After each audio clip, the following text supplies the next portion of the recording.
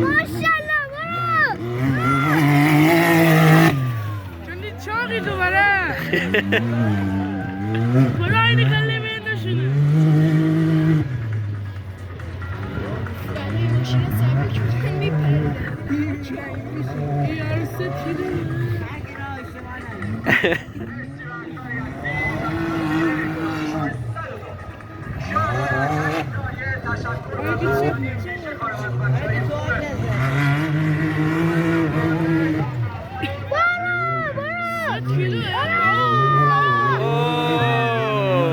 نرفت همه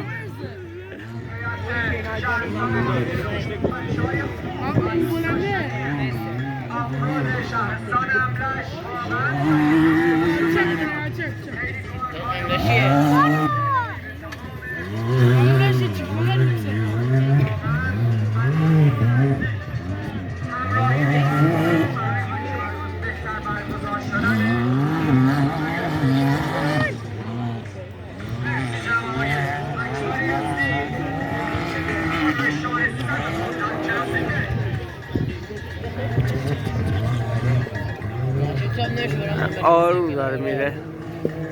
دیفرانسیلش رو ببین اونجا اصلا گاز نداره اگه اشتباه نکنم 4 کلاسه اصلا بردم برش مهم نیست فقط چه بلد مساوی قهرمانان آفرود کشور در کنار ما هستند و با هم قدرت نمایی میکنند جناب یزدی